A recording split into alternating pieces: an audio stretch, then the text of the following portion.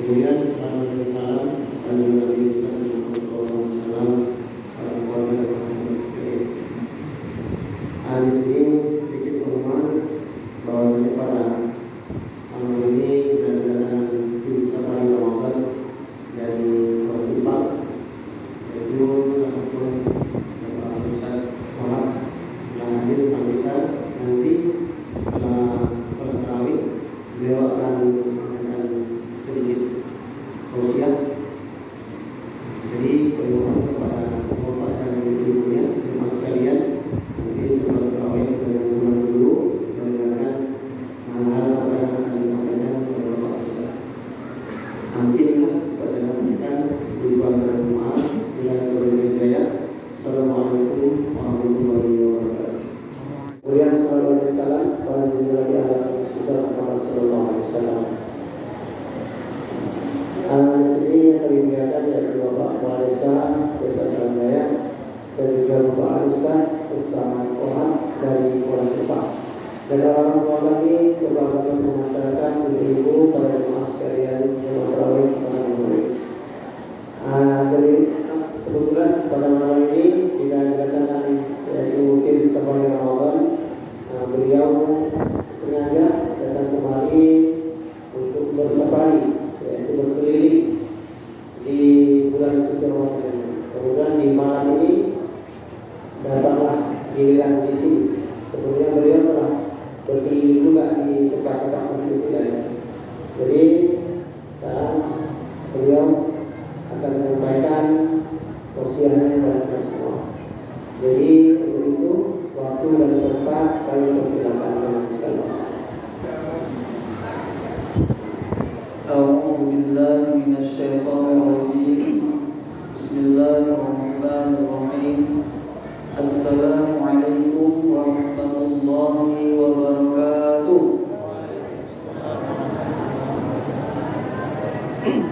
Ibu udah makan, Bu? Udah. Kok nampaknya agak semangat jawab salam ini. Bapak udah makan, Pak? Udah ya? Belum? Belum 2 kali, Pak. Kalau gitu dengan pantun ya. Nanti kalau disebut pantun, cakep bilang. Ini talam bukan sembarang talam. Ini talam dari Tanjung Genteng. Ini salam bukan sembarang salam. Ini salam dari orang Genteng.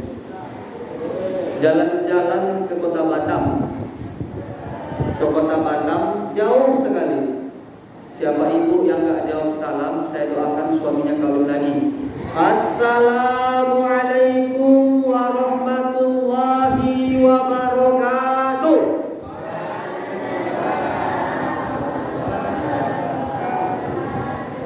Dengar itu, Pak. Semangat ibunya jawab salam. Takut suaminya kawin lagi. Yang sangat saya, Masya Allah, kasih ya. Yang sangat saya hormati Bapak Imam, Pak Heri, melalui beliaulah alhamdulillah malam ini berjumpa pula dengan bapak-bapak, ibu-ibu semua yang hadir di sini.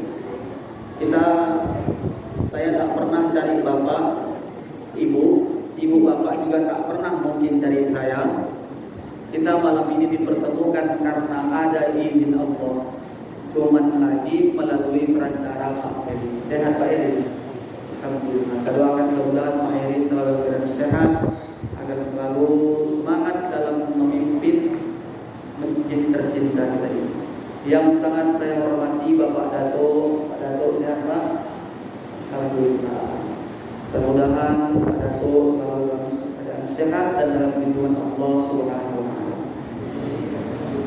Yang sangat saya hormati Bapak perangkat desa, Pak Kadus, Pak MDSK, para tokoh-tokoh masyarakat, para alim ulama, setiap legawan, bapak-bapak yang tak bisa saya sebut satu persatu, yang besar tak disebut gelar, yang kecil tak disebut nama. Mudah-mudahan kita semua dimuliakan Allah Subhanahu wa taala. Alhamdulillah rabbil alamin wa bihi nasta'in ala umuri dunya waddin. Asyhadu an la ilaha illallah al-malikul haqqul mubin wa asyhadu anna Muhammadar Rasulullah sayyidul awwalin wal akhirin. Allahumma salli wa sallim ala sayyidil mursalin sayyidil anbiya wa khatamun nabiyyin. Faqala Allah Ta'ala fi kitabil Qur'anil Karim, a'udzu billahi as-samii'il 'aliim minasy syaithaanir rajiim.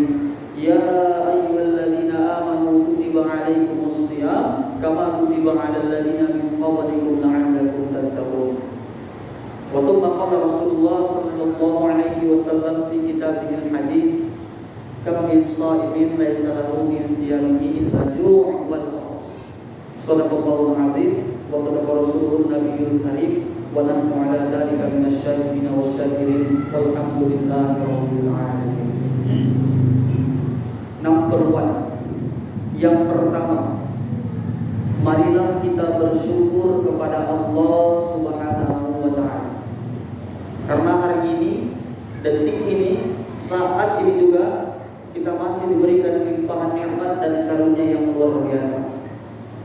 Kata Allah dalam surah Al-Ibrahim ayat 7, la in syakartum la azidannakum.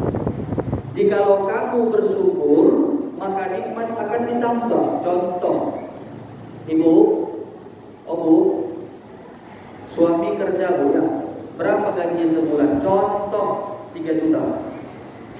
Ini contoh bu. Ya nanti walaupun sebenarnya bervarian pak ya, ada yang 5 juta, ada yang 6 juta. Nanti contoh 3 juta gajinya. Bersyukur itu punya suami yang seperti itu, mudah-mudahan nanti ditambah Allah gajinya jadi 10 juta. Kencang aminnya Pak.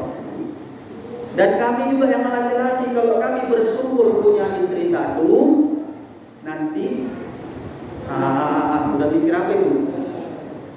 Ditambah istrinya? Enggak. Kalau kami bersyukur punya istri satu, mudah-mudahan nanti ditambah keberkahan di dalam rumah tangganya. Amin ya rabbal alamin. Kata Allah dalam Al-Ibrahim ayat 7, la in syakartum la azidannakum wa la in kafartum inna 'adzabi lasyadid. Apabila kita bersyukur kepada Allah, maka nikmat akan ditambah. Bu, Bu, jangan salah dengar Bu ya. Jangan salah dengar. Ini bahaya dan pernah kejadian Bu. Gara-gara salah dengar, salah mengamalkan. Ustadznya berapi-api ngomong di depan, ibu itu berair-air di belakang. Jadi sambil ngantuk diingatkan. Jika kita bersyukur kepada Allah, nikmat akan ditambah. Inilah asumsi. Bahasa diasumsi, diadopsi, dibawa sampai ke rumah, disampaikan ke suami. Mas sayang katanya. Nah ini kan panggilan kalau baru-baru nikah Pak. 1 tahun, 5 tahun nikah kayak gitu masih panggilannya kan gitu. Kalau jatuh pamannya dia, kenapa deh? Mana yang sakit? Itu kalau baru nikah. Tapi kalau udah 20 tahun, 50 tahun menikah jatuh, bodoh kali kau, mana kau pakai? Di sini enggak kan Bu ya? Enggak ya. Disampaikanlah ke rumah karena salah dengar. Pak, kata Ustaz, kalau kita banyak-banyak bersyukur, maka nikmat akan ditambah. Betul itu? Betul. Suaminya pun percaya pula. Besoknya dibawa oleh satu keluarga ke tempat tukang pangkas. Dipotong dari rambut yang paling atas sampai yang paling bawah, habis, gundul, botak. Yang susah kan waktu pas mau makan, waktu mau buka puasa. Bayangkan Bu, Bapak, suami ibu botak. Waktu mau buka puasa itu, Bapak botak. Dan kami juga yang laki-laki nengok ibu, perempuan botak. Ibu juga nggak selesai makan itu, karena salah dengar. Maka kata Allah, jika kita bersyukur kepada Allah, maka nikmat akan ditambah. Tapi gimana caranya bersyukur? Hal ini dijawab di dalam kitab akhlak yang dipelajari di berbagai pondok pesantren klasik atau tradisional yang mempelajari. Kalau di kelas 1 mereka itu mampu belajar kitab namanya Kitabul Akhlak. Arabnya Arab Melayu. Apa itu Arab Melayu? Tulisannya aja Arab. Tulisannya Arab tapi kita baca bahasa Indonesia dia. Nanti kalau di kelas 2 itu belajar namanya kitab waswaya. Kelas 3 belajar kitab ta'lim ta'lim. udah mulai masuk Ihya Ulumuddin yang digarap langsung oleh Imam Al-Ghazali. Tapi kita balik berbicara di kelas 1 dulu, ya kan? Jadi di kelas 1 ini mereka belajar Kitabul Akhlaq, Arabnya Arab Melayu. Kebetulan Arab ini kan ada 3 Pak. Yang pertama Arab Melayu, yang kedua ada Arab Melulu. Apa contohnya Arab Melulu? Al-Quran itulah Arab semua. Dan yang ketiga ada namanya Arab Maklum. Maksudnya kayak mana? Kalau nggak pandai ngaji, maklum lah kita kan gitu. Bapak Ibu sekalian digunakan Allah Subhanahu Wa Taala.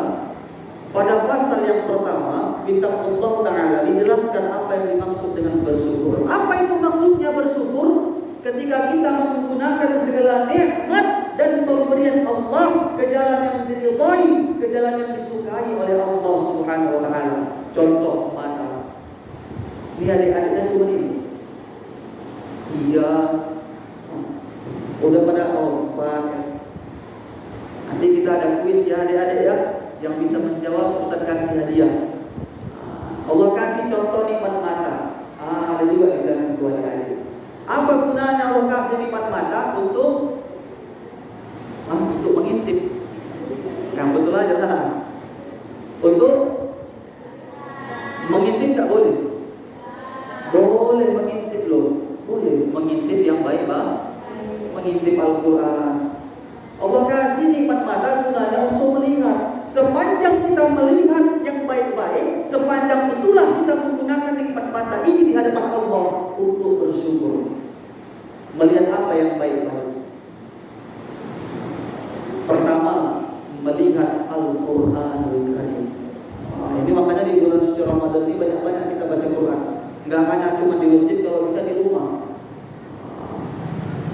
Di rumah kita baca, dan Rasul bersabda, bukan alif lam mim satu huruf, tapi alif satu huruf, lam satu huruf, mim satu huruf, satu pahala. Kalau kita baca dengan penuh keikhlasan, kalau kita baca dengan penuh penghayatan, kita baca dengan tajwid, dengan hukum bacaan yang kita pahami, apalagi di bulan yang suci, Allah lipat gandakan pahalanya berpuluh-puluh kali lipat. Bu, pernah gak ibu nangis sambil ngaji? Ngaji sampai sedihnya itu, sampai nangis ibu, Bapak pernah? Saya pernah Ustaz. Kenapa? Waktu itu gak nampak mataku lagi. Berat kali kurasa itu. Dengain yang sebelah saya pun nangis juga Ustaz. Kenapa dia nangis? Kakinya diinjak Allah. Jadi maksudnya gimana? Kita hayati betul-betul bacaan itu. Begitu masuk lagi kita baca contoh Al-Baqarah ayat 102.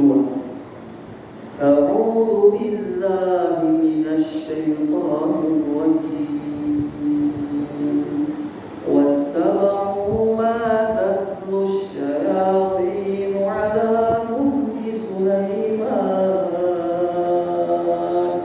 Kita pahami, kita dalami, kita hayati isi kandungannya, membuat meleleh air mata itu berlipat-lipat pahala. Itu sepanjang kita menggunakan nikmat mata.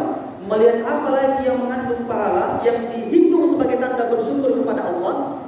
Melihat wajah istri Pak. Istri sendiri Pak, bukan istri orang. Begitu juga ibu melihat wajah suami ibu. Suami sendiri bukan suami orang. Melihat apa lagi? Melihat wajah orang tua. Apalagi melihat wajah ustaz. Makanya nih ibu-ibu bapak semua harus lihat kemari, biar berpahala dia kan gitu. Kami itu kalau mandang bapak ibu semua berpahala. Ibu bapak sekalian digunakan Allah Subhanahu Wa Taala. Itu contoh nikmat mata. Dan hari ini apakah cuma nikmat mata saja yang Allah masih berikan pada kita? Tidak. Banyak nikmat-nikmat yang lain. Mudah-mudahan kita termasuk dalam kategori orang-orang yang bersyukur. Amin amin ya rabbal alamin. Berselawat kepada Rasulullah sallallahu alaihi wasallam dengan ucapan Allahumma shalli ala sayyidina Muhammad wa ala ali sayyidina Muhammad. Pada malam hari ini izinkan kami membawakan sebuah tema yang biasa memang kita dengarkan, dan ayat ini tentu sangat familiar dan tidak asing lagi. Dalilnya dalam surah Al-Baqarah ayat 183. Inilah landasan hukum dasar hukum mengapa kemudian kita diwajibkan berpuasa. A'udzu billahi minasy syaithanir rajim. Bismillahirrahmanirrahim. Ya ayyuhalladzina amanu kutiba 'alaikumus shiyam kama kutiba 'alal ladzina min qablikum la'allakum tattaqun. Ianya adalah harful nida, huruf munada, panggilan untuk seluruh makhluk. Yang di timur, yang di barat, yang di selatan, yang di utara, yang tua, yang muda, yang tinggi, yang pendek, yang mancung, yang pesek, yang tepos, yang tongge, yang cantik, yang jelek, yang langsing, yang langsung, semua kena panggil oleh Allah.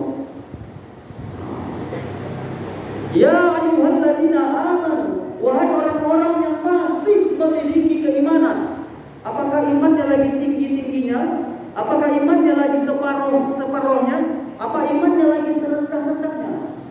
Semua kena seru oleh Allah Maha. Karena kita bicara iman ini kan beda-beda. Ada yang lagi tinggi, ada yang lagi rendah, ada yang lagi separuh. Dan imannya kita dengan iman yang lain itu juga beda. Iman malaikat dari dulu tinggi-tinggi terus datar. Imannya iblis dari yang dulunya tinggi, lama-lama turun-turun serendah-rendahnya. Tapi kalau iman manusia biasa kita ini kan kadang tinggi, kadang rendah, kadang naik, kadang turun. Tapi kata Allah, ya ayyuhalladzina amanu, wahai orang-orang yang masih memiliki keimanan walaupun sedikit.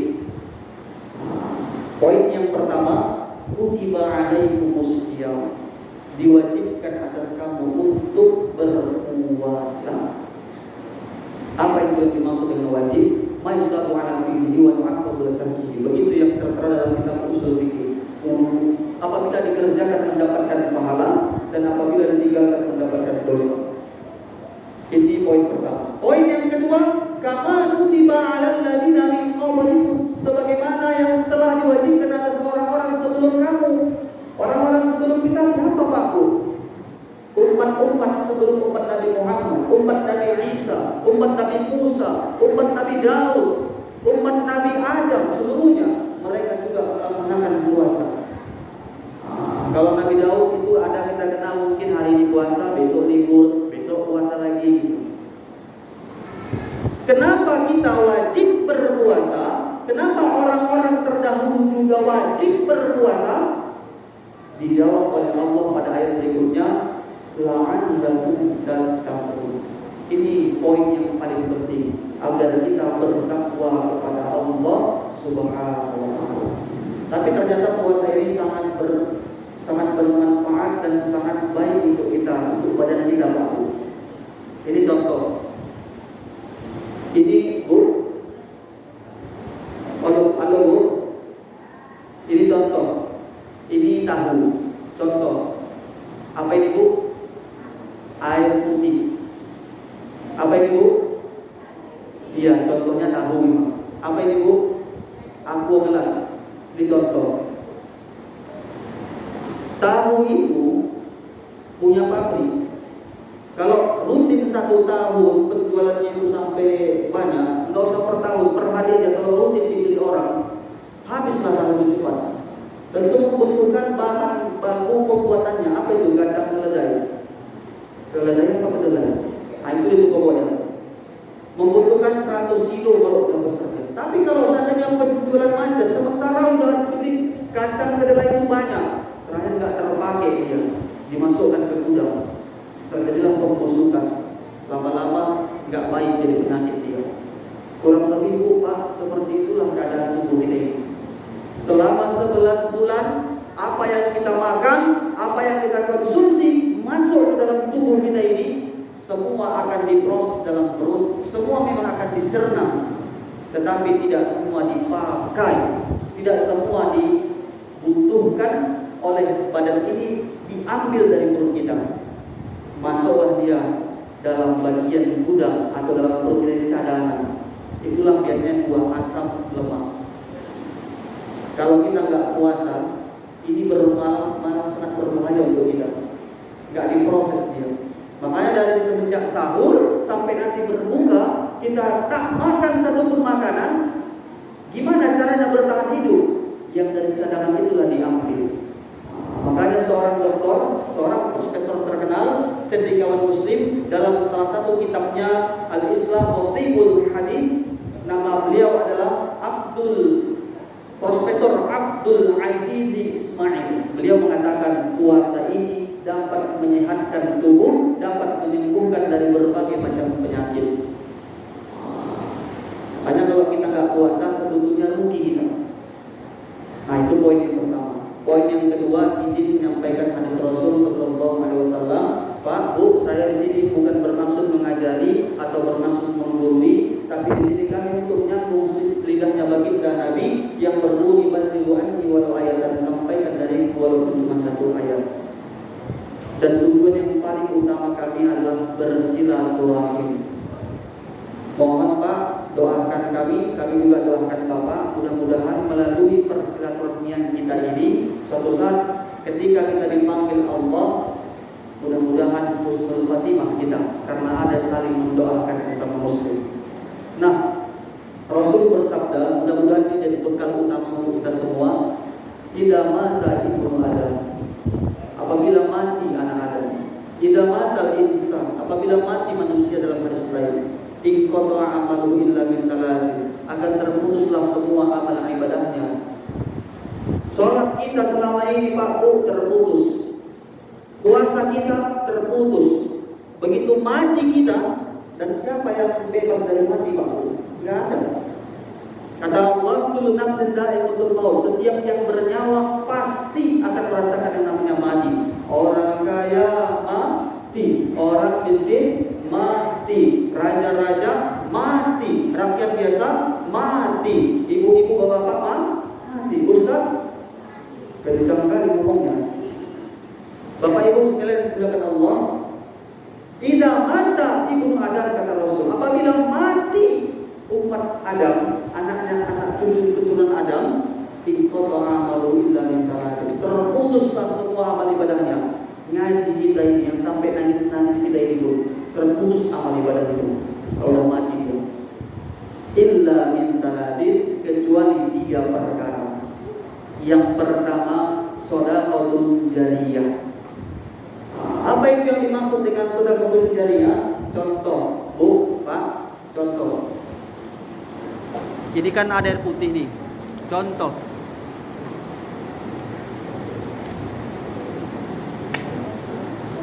Ini contoh Pak Bu ya, contoh. Bismillahirrahmanirrahim.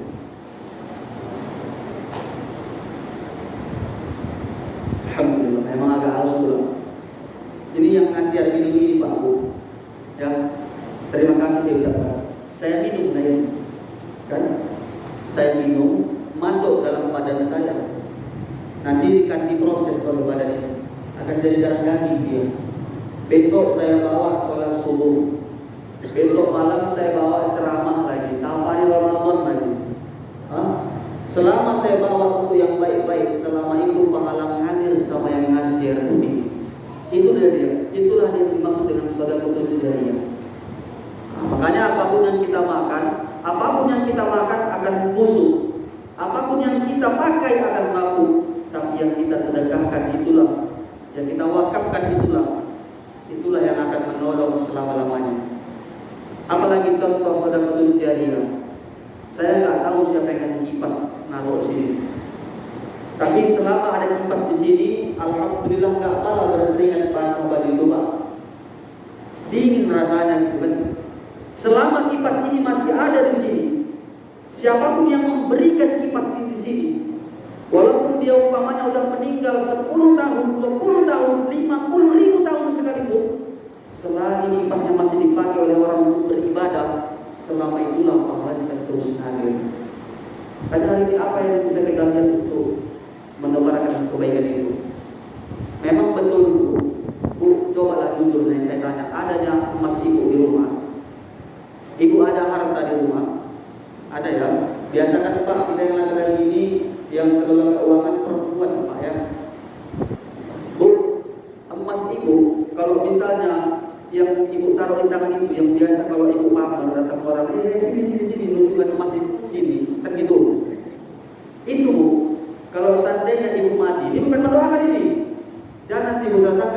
misalnya ibu mati, siapa yang pakai emas itu? Anak ibu, kalau masih kecil kayak mana? Suami ibu dipakai untuk nikah lagi. Betul bu? Bu? Memang betul, harta tidak kita bawa sampai mati. Tapi kata Rasulullah, ada juga harta yang bisa kita bawa sampai mati. Apa itu? Shadaqatul jariyah. Kalau ada emas-emas di rumah, ada tabungan-tabungan, sedekahkan. Itu yang akan kita bawa sampai mati. Kita lihat apa yang dibutuhkan. Masjid, pembangunan, gas. Ada pondok pesantren yang butuh pembangunan dan butuh uluran tangan, gas. Ada anak yatim, anak susah, anak kurang mampu, gas. Jangan-jangan hari ini mereka sedang menunggu bantuan tangan dari kita. Bukankah selama puasa kita merasakan lapar? Karena perasaan lapar itu setidaknya kita bisa mengerti yang mereka rasakan. Hari ini Pak Bu, kita masih bingung karena ada rezeki sama kita. Waktu pas mau cari bukaan, kita bingung mau buka pakai apa. Karena banyaknya pilihan, ada pisang goreng, ada tahu isi, ada risol, ada somai, ada es buah, ada es kelapa, banyak. Tapi di luar sana ternyata masih banyak yang bingung. Bukan bingung mau pilih bukaan apa, tapi bingung dia dengan apa makan. Mereka kepada syukur pula kan. Bapak Ibu sekalian dimuliakan Allah Subhanahu wa taala. Itu yang pertama, shadaqatul jariyah. Yang kedua, saya akan cepat ini, ilmu muntafa'un, ilmu yang bermanfaat. Apa itu ilmu yang bermanfaat? Ilmu yang kita ajarkan, selagi itu bermanfaat, selagi itu masih diajarkan, selama itulah pahalanya akan terus mengalir.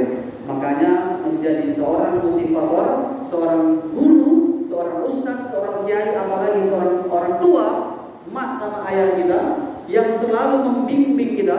Dulu kita diajari yang baik-baik, begini-begini. Hari ini jadi orang tua kita ajari kepada anak. Besok hari ini jadi orang tua itu juga.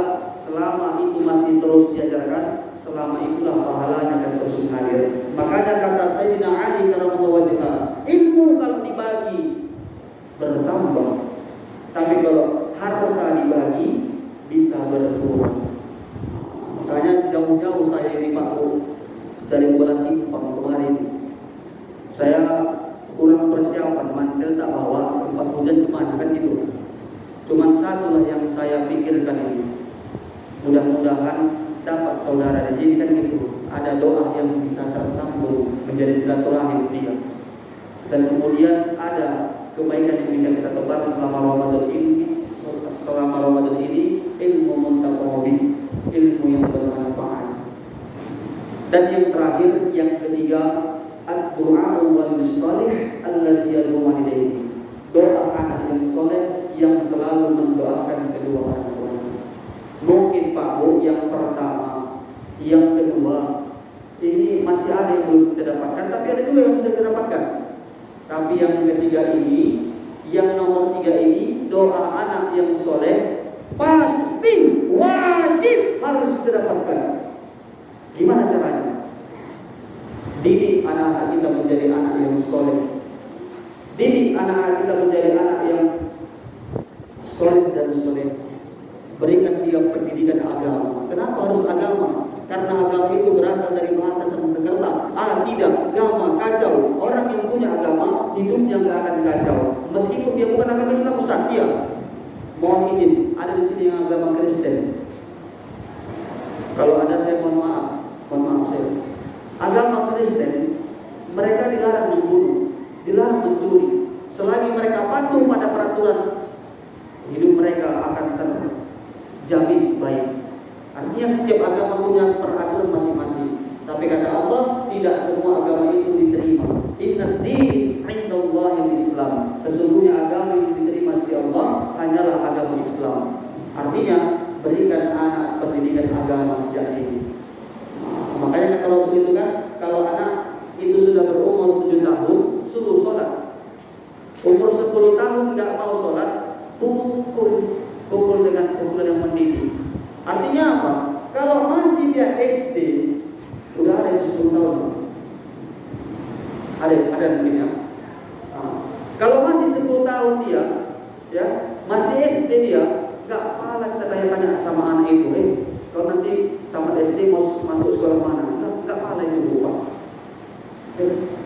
Nanti kalau dia udah tamat SMP, udah tamat SMA, sekelas itu baru kita pilihkan sama dia, silakan mau jadi apa.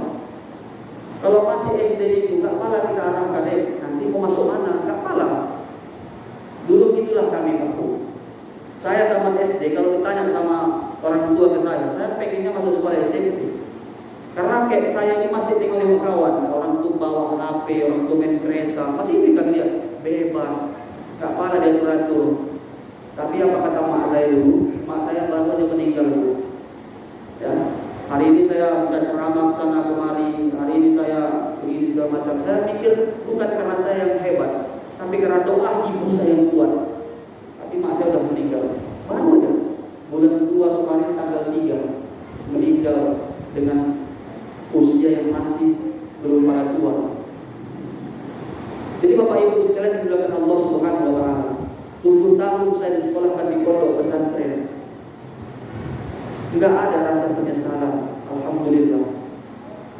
Saya yang memandikan mak saya mensolatkan mak saya semua yang perlu dibayarkan mak saya. Enggak saya kasih izin orang lain. Artinya target mak saya sudah tercapai, menjadikan anaknya yang soleh mudah-mudahan. Bu, setiap hari ibu mandiin anak sampai dia bisa mandi sendiri. Setiap hari ibu pakaikan anak sampai dia bisa pakai pakaian sendiri. Masa sih Bu, di saat ibu mati, mohon maaf kalau ada yang tidak terima dengan bahasa mati, mohon maaf. Itu saya rasa bahasa yang paling sopan. Inna sholatu nusuki wa mahyaya wa mati. Karena memang seperti itu bahasa Arabnya. Kalau ibu mati, tega ibu biarkan orang lain yang mandikan ibu. Bilal mayit. Jadi gimana caranya Ustaz menjadikan anak kita anak yang soleh? Masukkan dia di pondok pesantren. Kenapa harus pondok pesantren? Karena hari ini kalau sudah di pondok pesantren sangat berbahaya. Faktor yang dapat merubah anak 3. Yang pertama faktor orang tua, faktor keluarga. Saya kira keluarga mana yang nggak baik mendidik? Pasti semua keluarga mengarahkan yang baik-baik. Nggak sholat kita arahkan sholat. Nggak mau belajar kita repeti kan gitu. Yang kedua faktor pendidikan. Dan pendidikan mana? Setahu saya SD, SMP, SMA sampai universitas sampai perkuliahan bagus-bagusnya yang dipelajari. Tapi yang sangat kita khawatirkan, yang sangat rawan merubah anak itu bisa berubah jahat dia, faktor lingkungan, faktor pergaulan. Apalagi virus yang paling ngeri daripada virus COVID-19 ini HP. Kalau kita ini Pak Bu yang udah besar-besar ini udah bisa kita bagi waktunya main HP, waktunya sholat, waktunya kerja, kan gitu. Tapi anak-anak ini itu aja lah kerjanya itu. Begitu masuk aja, hayya 'alas shalah.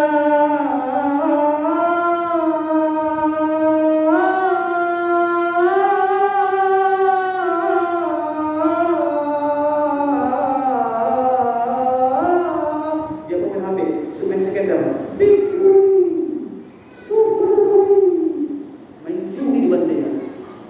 Bapak Ibu sekalian dimuliakan Allah Subhanahu wa taala.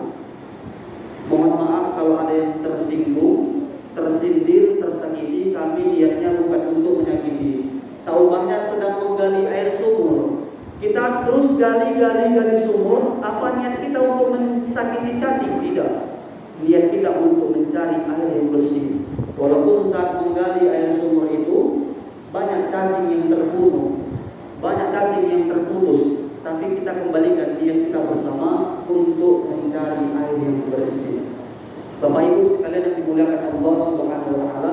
Tapi Ustaz, anak saya khawatir saya kalau saya sekolahkan di pesantren. Kenapa gitu Bu? Itu di kampung sebelah itu ada anak masuk pesantren, enggak jadi orang dia. Jadi nakal dia. Apa bedanya kita dengan masukkan diri kita atau keluarga kita ke rumah sakit? Apakah rumah sakit menjamin orang yang masuk sembuh? Mak saya 2 bulan masuk rumah sakit langsung, pulang-pulang sudah sembuh, meninggal. Tidak semua orang yang masuk rumah sakit sembuh. Ada yang sembuh, ada yang tak sembuh, ada yang tambah parah pun. Setidaknya kalau kita udah masukkan anak, oh jauh kali kalau ke pesantren Ustaz, berat saya untuk nengok dia, 1 minggu nggak saya lihat, berat. Boleh di rumah, tapi berikan dia pendidikan agama. Panggil ustaz, panggil kiai, panggil guru ngaji, ajarkan dia minimal yang wajib fardu ain untuk dia, fikihnya, tauhidnya, dan akhlaknya. Bapak Ibu sekalian dimuliakan Allah Subhanahu wa taala. Pinomat kita sudah bisa menjawab ketika Allah tanya. Nanti Bu, di dalam kubur nanti kita begitu mati, ya kan? Kullukum ra'in wa kullukum mas'ulun 'an ra'iyatihi. Kata ini kata Rasul, setiap kamu adalah pemimpin dan setiap pemimpin itu pasti akan dimintai pertanggungjawaban. Nanti begitu kita masuk kubur, biasanya di dalam kubur itu nanti datang oleh malaikat itu. Begitu kita udah dalam kubur ditanya sama malaikat, "Man rabbuka?" Terkejut Ibu, saya pun juga. Tapi ini saking semangatnya saya. Itu yang ditanya sama malaikat nanti. Di saat itu mulut kita terkunci, tak bisa kita ngomong. Kalaupun hari ini kita di dunia pandai bahasa Inggris, ditanya sama malaikat, "Man rabbuka?" Mau kita jawab pakai bahasa Inggris, "What is your name?" Oh, I am fine. Tak berlaku, nak bodoh kita sama malaikat itu. Yang menjawab nanti amal ibadah kita. Dan seketika Allah tanya, "Sudahkah kamu didik anakmu menjadi anak yang soleh?" Sudah ya Allah.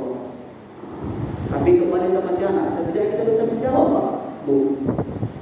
Mau sejauh apapun nanti itu anak pergi, kalau dia pulang, pinomat dia sudah tahu jalan kembali. Kenapa? Dia udah ada dasar, dia udah ada landasan, dia udah ada bekal yang paling utama. Minimal itulah.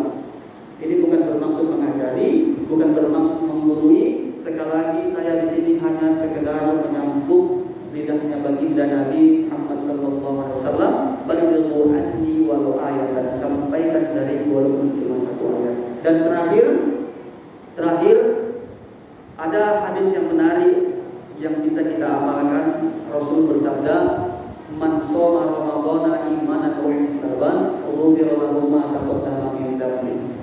Siapapun, kan kalau segi teksnya itu man itu barang siapa diartikan. Kalau saya kurang cocok itu kalau diartikan barang siapa. Kalau barang siapa kan kita masih mikir siapa punya barang. Makanya man shoma lebih cocok saya rasa diartikan siapapun yang berpuasa pada bulan suci Ramadan dengan penuh keimanan, dengan penuh kesungguhan, dengan penuh keyakinan, ghufira lahu ma taqaddama min dhanbi, akan diampunkan dosa-dosanya yang telah berlalu. Siapa kita yang tak punya dosa? Semua kita orang punya dosa. Bapak punya dosa, kami juga punya dosa, ibu punya dosa, Bu. Yang banyak dosa ibu, dosa melawan sama suami, Bu, ya. Kalau misalnya ibu lagi nyuci, jumpa duit di dalam kantong suami, ibu balikkan ke itu. Jujur, ini Pak, dibalikkan sama ibu, Pak. Biasanya bapak pun takut menjawab, ini diam aja. Suami-suami takut, istri takutnya. Dosa itu, Bu. Nanti khawatirnya bapak sakit palanya kan, siapa ini maling di rumah ini? Tuyul apa macam mana? Agak betul ini, yuk kita bawa lah. Dibawanya ke dukun. Tahu kan dukun itu, Bu? Dia cuma baca-baca aja tengok yang putih ini. Tolong yang dukun, iya. Pergilah satu keluarga ke dukun, diminta tolong tengok siapa yang sering ngambil duit kuning, bola salah habis. Selesai aku bekerja, aku taruh, begitu dijemur hilang. Kayak gitu terus. Oh, bentar kita tengok sama dukunnya. Ini nampaknya nggak orang jauh ini. Istrinya pun ketak-ketir tuh. Ciri-cirinya agak gendut sedikit, rambutnya agak kering sedikit. Istrinya pun udah jantungan aja. Ditanya lagi, siapa itu? Dukun kan nggak boleh kasih tahu. Udah pergi semua baru, itu istri pula. Udah gawat ini. Bapak Ibu sekalian yang dimuliakan Allah Subhanahu wa taala, man shoma ramadhana imanan wa ihtisaban, ghufira lahu ma taqaddama min dhanbi. Siapapun yang berpuasa pada bulan puasa, pada bulan suci Ramadan, dan dalam hadis lain, man qama ramadhana imanan, siapapun yang melaksanakan salat tarawih akan diampunkan dosa-dosanya yang telah berlalu. Mudah-mudahan dosa-dosa kita diampunkan Allah Subhanahu wa taala. Kam min shaimin laisa lahu min siyamihi illa jum'atus. Berapa banyak orang yang berpuasa tapi sayang beri berusaha saya tidak mendapatkan apa-apa kecuali hanya haus dan lapar saja. Makanya jadikan ini Ramadan tahun ini momen terbaik untuk meraih banyak-banyak pahala, meraih bekal untuk persiapan kita menghadap Allah. Hari ini orang yang lagi merantau pun Bu, Pak, kalau mereka umpamanya nggak cukup bekal, nggak cukup tabungan, nggak cukup uang, nggak jadi mudik. Malu mereka. Apa bedanya dengan kita? Seandainya kita di posisi mereka, lagi merantau kita nggak cukup duit, nggak pulang. Tapi ini bukan bicara bekal terkait merantau dan nggak pulang. Ini lebih kepada kita yang pasti dan harus pulang ke rahmatullah. Seandainya Allah cabut nyawa kita, sudahkah kita siap dengan bekal-bekal yang bisa? Ini momen terbaik di Ramadan ini. Karena Pak Bu, mohon izin sekali lagi. Belum tentu Ramadan tahun ini di tahun depan jumpa sama kita lagi, belum tentu. Bisa jadi Ramadan tahun ini menjadi Ramadan terakhir kita. Artinya Ramadan tahun depan akan datang kembali, tetapi belum pasti berjumpa dengan kita lagi. Faktanya sudah banyak. Mungkin hari ini kita bisa lihat keluarga kita, tetangga kita, atau orang yang kita kenal. Dulu masih tahun lalu puasa sama dengan kita, tahun ini sudah kemana mereka? Sudah pulang ternyata ke rahmatullah. Hari ini mungkin nih orang-orang ini, besok hari. Makanya kata Rasulullah dalam hadis lain, khairul zikir fahuwa zikrul maut. Sebaik-baik berzikir ialah mengingat kematian. Ini saya dapat sampaikan. Terima kasih atas segala perhatian. Mohon maaf atas segala kesalahan. Untuk adik-adik ada kuis. Nanti tinggal pilih mau yang di kantong sini atau yang di kantong sini. Tapi jujur aja, ini sama sini gak ada di sini. Nanti pilih yang di tas, ya.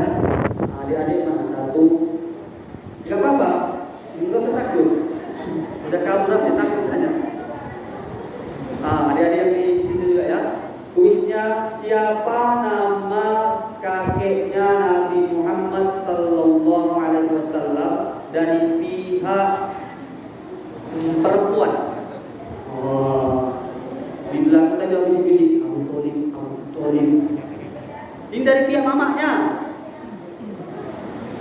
Abdullah punya ayah Abdul Muthalib, betul. Nabi Muhammad punya mama Siti Aminah. Ayahnya Siti Aminah siapa? Yang bisa menjawab ada kuis.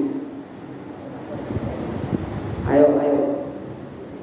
Sebelum saya berangkat nih, udah jam 9.46. Jauh lagi, ada setengah jam lagi saya perjalanan pulang kan. Ayo, siapa yang bisa jawab?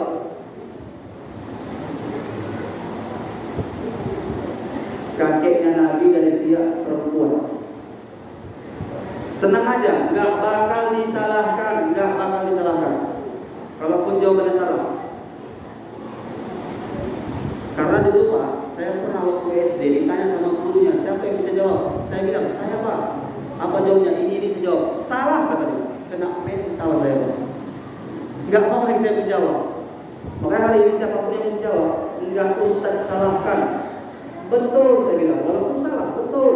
Biar tak jatuh mentalnya, walaupun salah, nanti di kalimat tapi itulah pembenaran.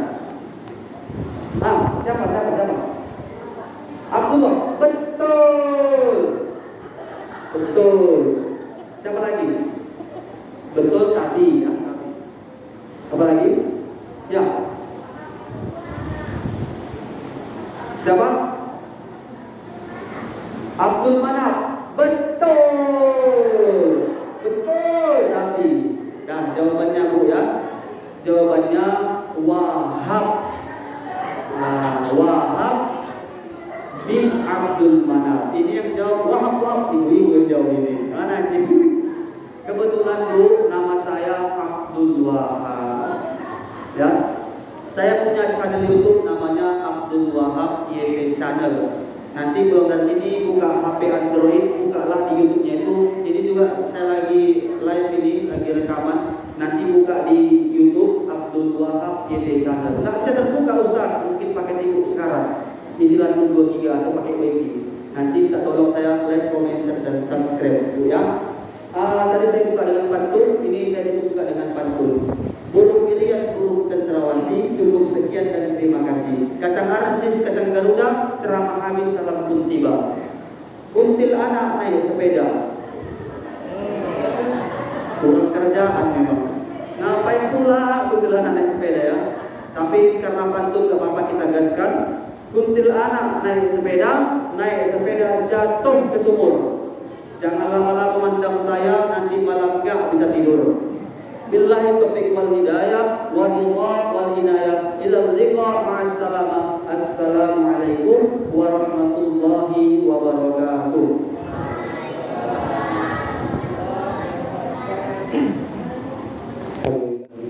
Yang menyampaikan tausiah kepada semua. Jadi mudah-mudahan apa yang disampaikan tadi dapat kita jadi amal ibadah buat kita dan dapat kita aplikasikan dalam kehidupan kita sehari-hari. Dan doa kita bersama, mudah-mudahan beliau senantiasa di Allah sehat, walafiat, terus berdakwah sampai ketujuannya. Mudah-mudahan Allah SWT juga kita semua berkah. Demikianlah bila terpercaya. Assalamualaikum warahmatullahi wabarakatuh. Waalaikumsalam warahmatullahi wabarakatuh.